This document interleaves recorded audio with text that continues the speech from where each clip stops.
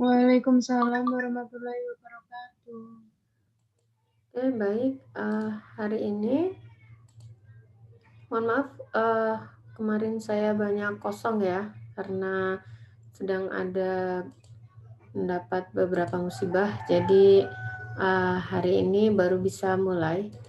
Hari ini saya masuk ke fungsi eksponensial ya, teman-teman. Saya yakin teman-teman sudah pernah dengar ya, waktu di uh, SMA mungkin ya.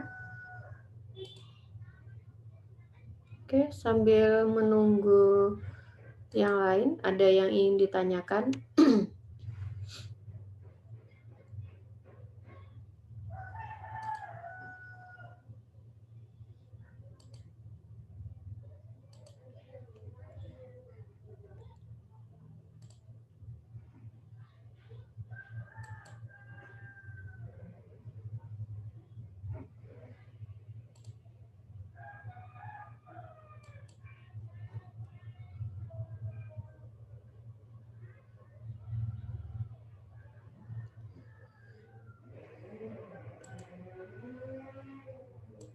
Oke, fungsi eksponensial ya, saya masuk ke materi.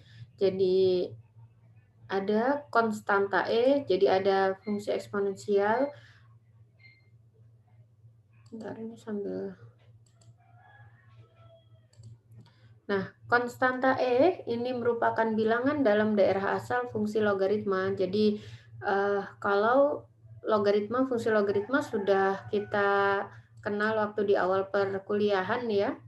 Kita sudah membahas tentang sifat-sifat logaritma ya, bagaimana menghitung fungsi logaritma. Oke. Nah, E merupakan bilangan yang ada di dalam daerah asal fungsi logaritma alami. Ya, nilainya, jadi kalau kita cari ln E, ini bacanya ln ya, logaritma alami itu ln E itu sama dengan nilainya adalah integral dari 1 sampai E seper X dx, ini sama dengan 1. Jadi ln E itu nilainya adalah 1. Kemudian definisi lain dari konstanta E ini bisa dinyatakan dalam suatu limit ya. Oke, jadi nilai dari E itu merupakan suatu bilangan irasional yang nilainya nggak bisa dipastikan. Jadi sekitar 2,7182 dan seterusnya. Oke. Oke ya, ini definisinya.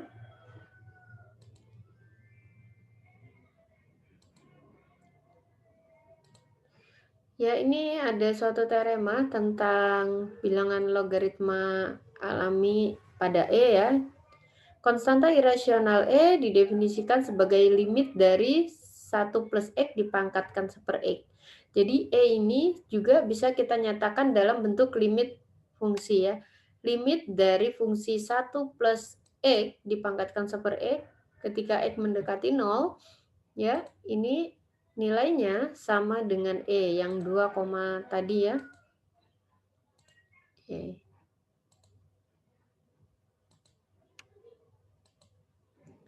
Nah, kita lihat, perhatikan tabel berikut ini. Jadi jika X dari 0,01 maka nilai fungsi ini ya, nilai fungsi 1 plus X dipangkatkan seper X ini nilai fungsinya menjadi 2,7 sekian dan seterusnya. Jadi kalau kita perhatikan grafiknya ini seperti ini. Ketika X sama dengan 0 ya, fungsinya discontinue atau tidak continue, terputus begitu ya. Jadi kita lihat ini ada bolong di tengah, artinya apa? Kalau X sama dengan 0, maka saya tidak bisa mencari nilai ini. Nilai ini berapa? Kenapa? Lihat di sini ada 1 per X. Kalau X-nya 0, maka ada 1 per 0. 1 per 0 itu bukan bilangan real, tidak terdefinisi di dalam bilangan real ya. Jadi ketika X sama dengan 0, nilai fungsi 1 plus X dipangkatkan seper X itu tidak terdefinisi. Oleh karena itu ini grafik dari fungsi 1 plus X dipangkatkan seper X, ini grafiknya terputus. Nah, kita bisa mencari atau kita bisa menggambar ini dengan memasukkan nilai-nilai ini. Ketika X ini ya di atas ini, maka kita akan peroleh nilai fungsinya seperti ini. Y-nya ini. Ya. Oke, itu. Jadi E ini bisa kita nyatakan dengan ini. Ya, jadi E itu adalah limit dari fungsi 1 plus X dipangkatkan seper X ketika X menuju 0. Nanti kita lihat penggunaannya di dalam biologi ya. Nanti kita lihat ada ya. Nah, tabel tadi ya, tabel ini tadi maksud saya. Tabel ini ya. Tabel ini menunjukkan ini masih banyak yang masuk ya, mohon maaf saya sambil ngeklik. Nah, tabel tadi menunjukkan bahwa semakin X itu mendekati 0, maka nilai fungsi ini akan semakin dekat dengan nilai E itu tadi yang 2, sekian tadi ya. Sehingga nilai limit fungsi ini akan sama dengan E. Nah, jika kita mengambil N, kita kasih nama begitu, seper X itu adalah N, kemudian N apabila N menuju tak hingga, maka E itu juga bisa saya nyatakan seperti ini. Jadi saya ulangi, kalau N itu nilainya adalah seper X ya, berarti ini kan 1 per seper X, berarti kan kembali ke X yang N menjadi seper X. Sama ya seperti tadi. Nah, karena kalau X menuju 0, maka N akan menuju tak hingga ya. Nilai dari E juga dapat, jadi ini beberapa representasi, artinya beberapa hal yang bisa kita nyatakan untuk menyatakan nilai E ini selain 2, sekian tadi, yaitu dengan limit 1 plus X tadi dipangkatkan seper X, atau limit 1 plus seper N dipangkatkan N, N-nya menuju tak hingga dengan N adalah seper X. Kemudian selain itu, nilai dari E juga dapat direpresentasikan sebagai deret, yaitu apa? Deret dari 1 per N faktorial ya. 1 per N faktorial. N-nya dari 0. Untuk 0 berarti di sini 1 ya. Oke.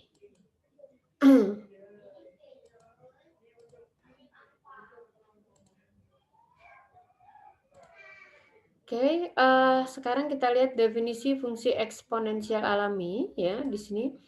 Inverse dari logaritma alami atau inverse dari ln itu disebut sebagai fungsi eksponensial alami dan dinotasikan dengan exp ya, memenuhi x sama dengan exp y, atau sama juga dinyatakan dengan y sama dengan ln x. Oke. Jadi fungsi eksponensial alami itu bisa kita nyatakan dengan yang sering kita jumpai itu adalah y sama dengan ln x ini ya. Nah, berdasarkan definisi ini, kita bisa menyimpulkan bahwa exp atau eksponensial alami dari ln x itu adalah x sendiri, ya. Kemudian untuk x-nya positif, kemudian ln dari exp y adalah y. Oke. Kemudian kita lihat gambar ini. Grafik yang kuning adalah grafik fungsi seper x, ya. Nah, gambar ini mengilustrasikan luas wilayah di bawah kurva Y ini, dan di antara sumbu X sama dengan 1, ya, dan X sama dengan E. Ini ya, yang memiliki luas sebesar satu satuan. Karena ln E sama dengan 1, maka berlaku, ini mau menyatakan nilai E ya. Karena ln E sama dengan 1, maka berlaku exp1 sama dengan E itu sendiri. Jadi untuk sembarang X bilangan real kita dapat tuliskan exp X sama dengan exp X ln E, atau sama dengan E pangkat X. Nah, sehingga kalau nanti kita punya persamaan E pangkat ln X, ini sama saja kita nyatakan dengan X. X itu adalah E pangkat ln X. X-nya positif ya. Kemudian ln E pangkat Y itu sama dengan Y. Oke. Nah, ini teorema atau sifat-sifat fungsi eksponensial alami. Misalkan A dan B sembarang bilangan real, maka ini sifat perpangkatan di awal perkuliahan sudah saya kenalkan. Berlaku juga pada fungsi eksponensial alami ya, teman-teman. Jadi kalau saya punya E pangkat A dikalikan dengan E pangkat B itu nilainya sama dengan E pangkat A plus B. Oke, kemudian kalau saya punya E pangkat A dibagi dengan E pangkat B, maka nilainya sama dengan E pangkat A min B. Oke, ini buktinya nanti bisa Anda lihat. Jadi sebenarnya sifat pangkat pada bilangan real juga berlaku pada fungsi eksponensial alami ya. Kemudian oke, tentang anti turunan ya dan turunan pada fungsi eksponensial alami kita lihat kalau saya punya fungsi f(x) sama dengan e pangkat x ya. Misalkan saya punya fungsi f(x) sama dengan e pangkat x, maka turunannya adalah dirinya sendiri. Jadi turunan dari fungsi e pangkat x itu adalah e pangkat x. Oke. Kemudian bagaimana ini buktinya ya, nanti teman-teman bisa lihat bagaimana integralnya. Sama, integral dari e pangkat x itu adalah e pangkat x itu sendiri. Nah, ini buktinya ya. Nanti teman-teman bisa lihat. Nah, sekarang saya ke aplikasi bagaimana fungsi eksponensial alami ini dipakai di bidang lain di luar matematik. Saya ke slide lain. Sebentar. Oke, ini ya. Aplikasi fungsi eksponensial alami. Banyak aplikasi yang dapat diterapkan oleh fungsi eksponensial alami. Yang pertama adalah aplikasi dalam pertumbuhan jumlah populasi dan peluruhan. Ya, ini kasus di biologi ya. Misalkan kita lihat kasusnya. Misalkan menaiknya delta Y dalam populasi atau kelahiran dikurangi kematian selama waktu delta T bergantung terhadap ukuran populasi awal dalam satu periode dan dengan lamanya periode tersebut. Sehingga kita dapat mendefinisikan delta Y itu sama dengan K dikali Y kali delta T. Ingat, delta T adalah perubahan waktu ya, selang waktu tertentu tadi ya. Atau bisa juga kita nyatakan dengan delta Y, kalau ini kedua ruas saya bagi dengan delta T, berarti ini delta Y per delta T sama dengan KY. Oke, maka diperoleh persamaan diferensial delta Y delta T itu adalah perubahan ya. Ini konsepnya sama seperti konsep turunan ya. Jadi delta Y itu sama dengan DY, delta T adalah DT sama dengan KY. Nah, jika K positif ya, maka populasi bertambah jumlahnya, dan jika K negatif, maka jumlah populasinya akan menurun. Ya, kita lihat ini. Kalau K-nya positif ya, ini kan DY atau delta Y ini maka akan bertambah ya ini. Tapi kalau dia negatif maka akan berkurang ya. Jadi lebih sedikit begitu. Nah, nilai dari konstanta K untuk populasi di seluruh dunia saat ini disepakati seperti ini. 0,0132 dengan T merupakan ukuran waktu dalam tahun. Saya kurang tahu nanti Anda mendapatkan kasus seperti ini nanti di semester berapa ya, tetapi di biologi pasti akan ada perhitungan tentang jumlah populasi ya, kematian, kelahiran, dan seterusnya ya, biasanya ya. Kemudian untuk mengetahui model eksponensial, oke, kita harus menyelesaikan persamaan turunannya dulu, diferensialnya dulu, yaitu dari DY per DT sama dengan KY itu dengan kondisi awalnya Y0. Jadi ketika Y0 dan T-nya 0, berarti ini kondisi awal ya pada saat mulai begitu di tahun awal. Kita selesaikan persamaan diferensial tersebut dengan menggunakan pemisahan variabel. Ya, ini kita lihat di sini. Ya, awalnya ini ya, DY per DT sama dengan KY. Ini kalau kedua ruas, ya kalau dulu itu dipindah ruas, tapi sebenarnya dalam matematika tuh bilangan tidak bisa berpindah. Yang ada adalah dioperasikan ya. Jadi kalau kedua ruas ini, dari sini tadi, kalau kedua ruas saya bagi dengan Y, yang kiri ini jadi DY per Y, yang kanan menjadi K kali 1. Ini masih ada DT. Kemudian dikalikan lagi dengan DT di kedua ruas, berarti diperoleh ini. Ya. Nah, selanjutnya kita integralkan kedua ruas, sehingga ingat bahwa integral dari seper X dx atau seper Y dy itu adalah ln Y. Sehingga yang kiri kita peroleh ln Y, Yang kanan karena K konstanta, ini dt berarti KT plus C. Nah, dengan mensubstitusikan kondisi awal tadi, Y sama dengan Y0 dan T0, maka akan diperoleh ini, hanya diperoleh ln Y0, T-nya 0 kan, berarti ini 0 plus C ya.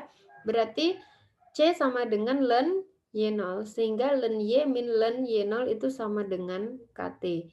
Apa artinya?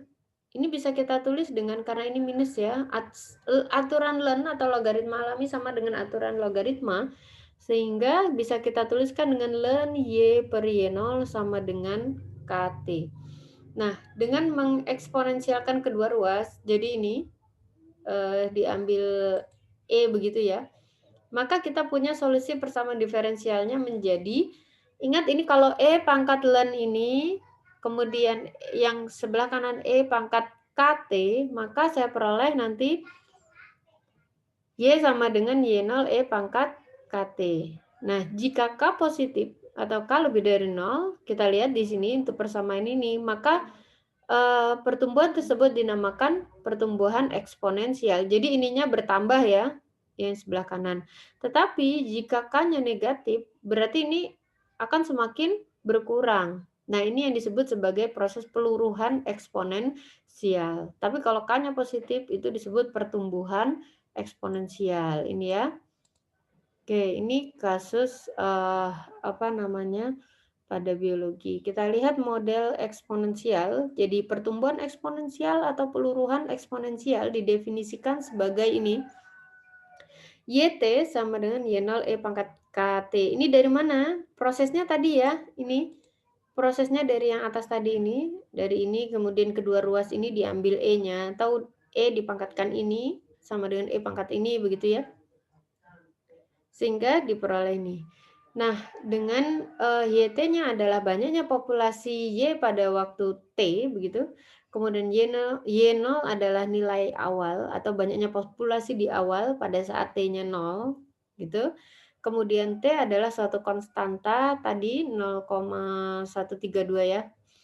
Dan K kurang dari 0 untuk peluruhan. Kalau K-nya positif maka pertumbuhan, K-nya negatif adalah peluruhan. Kita lihat contohnya di sini. Pertumbuhan penduduk di Asia Selatan memiliki rata-rata pertumbuhan sebesar 2,5%. Jika populasi awalnya adalah sebesar 1,1 miliar, maka dalam berapa tahun jumlah populasi tersebut menjadi 2 kali lipatnya. Nah, ini salah satu kasus yang bisa kita selesaikan dengan memanfaatkan fungsi eksponensial alami tadi ya. Kita lihat diberikan model pertumbuhannya, ini mengikuti ini ya, YT sama dengan Y0 E pangkat KT ya. Nah, ini dia mintanya maka dalam berapa tahun jumlah, berarti yang ditanya apa? Waktu ya, T. Berapa tahun ya, ini berapa tahun berarti yang ditanya adalah waktu ya. Yes. Nah, mau menjadi 2 kali lipatnya, berarti 2 kali dari 1,1 miliar, berarti tahun keberapa gitu, T-nya berapa, ketika ini YT-nya sama dengan 2,2 miliar, kondisi awal atau populasi awal Y0-nya adalah 1,1 M, kemudian E dipangkatkan dengan 0,025, ini K maksudnya pertumbuhan K itu tadi ya, ini K-nya. Kemudian T yang dicari. Ya, ini bisa diselesaikan. Ini kan 2,2 bisa dibagi dengan 1,1 sama dengan 2 ya. Kemudian E pangkat 0,025 dipangkatkan T. Nah, dengan menerapkan proses logaritma alami, jadi kalau kedua ruas ini saya lenkan, ini len 2, len E pangkat ini, maka akan diperoleh, ingat len E pangkat X itu sama dengan X ya. Jadi ini len 2 sama dengan 0,025 T. Ya, ini. Oke. Len 2 ini kalau dicari dengan kalkulator bisa diperoleh 0,693147, kemudian ini. Sehingga T akan diperoleh ini dibagi 0,025 atau waktu yang diperlukan ini sekitar 27 tahun ya, sekitar 27 tahun, populasi itu akan bertumbuh sampai menjadi 2,2 miliar. Nah, model pertumbuhan yang telah dibahas sebelumnya itu bukanlah model matematika yang ideal. Kenapa? Karena kalau T-nya terus bertambah, jadi kalau waktunya terus bertambah, maka jumlah populasi akan menuju tak hingga. Nah, hal ini tentu tidak realistis. Ya, artinya apa? Nggak mungkin dong, masa nggak bisa dihitung kalau waktunya membesar, masa jumlah penduduknya tidak bisa dihitung. Nah, makanya jika jumlah individu terlalu banyak, sedangkan jumlah makanan terbatas, tentunya akan ada banyak yang mati. Nah, itu tidak termasuk diperhitungkan dalam model YT sama dengan ini tadi ya. YT sama dengan Y0 E pangkat KT. Jadi model ini belum memperhitungkan kalau nanti ada yang mati berapa begitu ya. Jadi dia hanya terus bertambah, jadi hidup terus gitu, nggak ada yang mati. Nah, di situ ya, sehingga model yang lebih baik bagi pertumbuhan populasi adalah model yang logistik. Ini ya, modelnya seperti ini. Jadi jika diberikan nilai awal Y dan K, L merupakan konstanta, jadi KL itu konstanta, maka model logistik diberikan oleh DY per DT sama dengan KY L min Y. Nah, di sini sudah memperhitungkan ada yang meninggal begitu ya. Nah, solusi dari persamaan diferensial tersebut adalah, jadi ini kalau kedua ruas diintegralkan, maka diperoleh ini Y sama dengan L per 1 plus KE pangkat min K kali LT ya. Nah, ini bisa diterapkan juga di dalam ekonomi ya. Jadi fungsi eksponensial alami ini banyak juga digunakan di bidang lain, tidak hanya di biologi, ada juga dalam ekonomi, dalam menghitung bunga majemuk ya, dan seterusnya. Baik, itu teman-teman tentang fungsi eksponensial alami. Teman-teman bisa mencari referensi lain bagaimana penggunaan fungsi eksponensial. Silahkan kalau ada yang ingin ditanyakan. Jadi model awal eksponensial itu ini, tetapi setelah kalau kita hitung dengan logika, kalau ini T ya, ini T kan waktu. Kalau T-nya membesar artinya tahun demi tahun selalu bertambah, maka ini kan akan selalu membesar ya nilai YT-nya. Selalu pertumbuhannya selalu positif gitu. Artinya nanti jumlah penduduknya jadi tak hingga, sehingga penduduk bumi jadi bertambah padat. Padahal di sini ada proses yang belum terhitung, yaitu apa? Proses kematian. Ada yang meninggal gitu ya, dan seterusnya. Oke, ada yang ingin ditanyakan? Itu tentang fungsi eksponensial, aplikasinya dalam pertumbuhan dan peluruhan. Saya persilahkan jika ada yang ingin ditanyakan. Bu, izin bertanya, Bu. Ya. Jadi nanti kalau ada soal itu nanti rumusnya yang dipakai yang bawah yang tadi, yang logistik tadi. Kita lihat konteks soalnya. Jika konteks soal itu tidak mengatakan, artinya tidak mengatakan tidak memperhitungkan adanya kematian, berarti kita pakai model yang pertama. Tetapi kalau nanti ada ini, sebentar saya ini kan mana tadi ini ya. Nah, di sini Anda lihat, di sini komponennya tidak ada L, tidak ada ini ya. Nah, ini kan berbeda ya. Kalau tadi ya. Nah, di sini L adalah suatu konstanta pasti diberikan, artinya ada kematian begitu ya.